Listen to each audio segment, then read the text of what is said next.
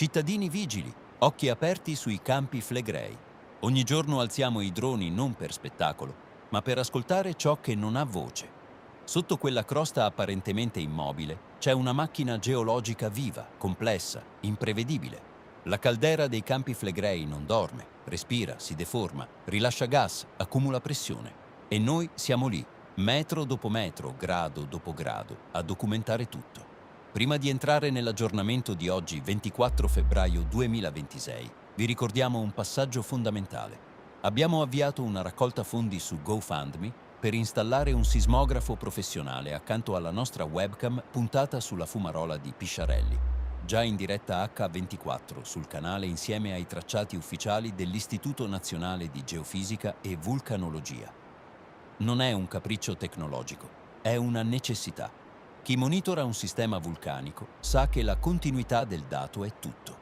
I sismografi ufficiali, per quanto fondamentali, possono avere interruzioni, manutenzioni, blackout di rete, ma il sottosuolo non aspetta che torni il segnale.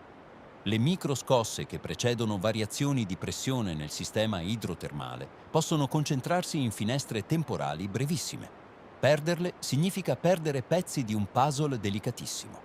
Un nostro sismografo significherebbe controllo indipendente, flusso continuo, verifica incrociata, trasparenza totale.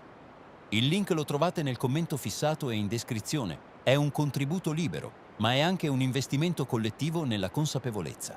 Veniamo ai dati di oggi. Prima tappa, fumarola di Pisciarelli. Le immagini parlano chiaro. L'attività è intensa, vigorosa, con colonne di vapore dense e continue.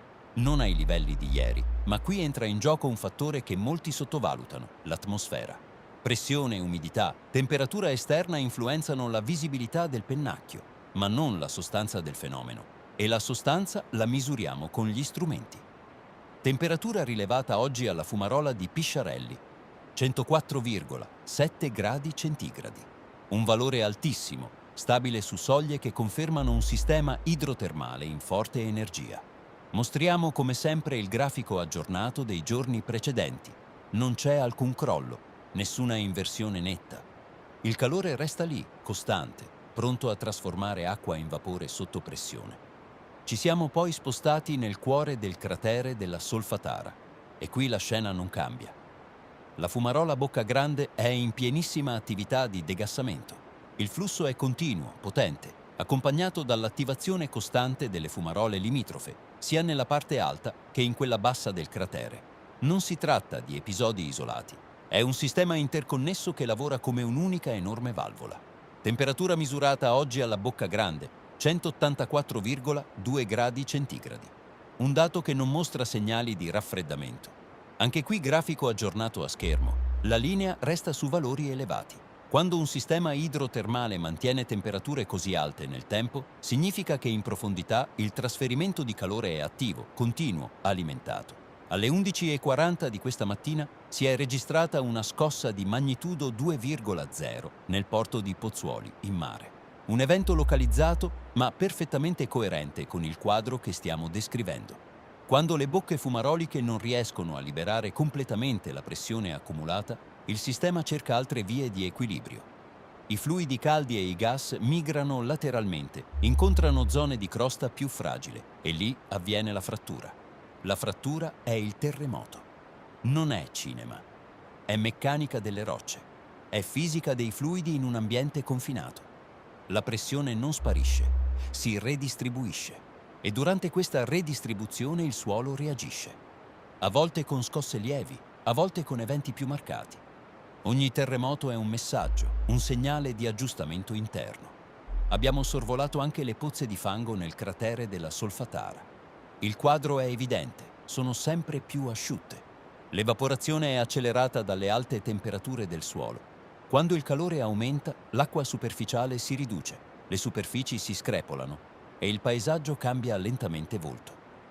Non è un dettaglio estetico, è un indicatore termico. Mettiamo insieme i tasselli, degassamento intenso, temperature elevate e persistenti, sismicità che si manifesta anche in aree periferiche e marine, pozze che si asciugano. Non stiamo parlando di un singolo parametro fuori scala, ma di un sistema che nel suo complesso mostra energia. Questo non significa annunciare scenari apocalittici domani mattina. Significa però non banalizzare ciò che accade. I Campi Flegrei sono una delle caldere più studiate al mondo proprio perché hanno una storia complessa fatta di sollevamenti, crisi bradisismiche, variazioni rapide. La memoria geologica ci insegna che questi sistemi possono restare attivi a lungo prima di eventuali cambiamenti più significativi. Il nostro compito non è spaventare, ma nemmeno addormentare. È osservare, misurare, documentare ogni variazione. Ogni grado, ogni scossa, ogni variazione nel degassamento è un pezzo di informazione che messo insieme agli altri costruisce il quadro reale. Continueremo a volare ogni giorno, continueremo a mostrarvi grafici, numeri, immagini senza filtri, perché la consapevolezza nasce dalla conoscenza e la conoscenza nasce dai dati. Restate connessi, restate lucidi, restate informati. Noi siamo Solfatara News e finché la Terra parlerà, noi saremo lì ad ascoltarla.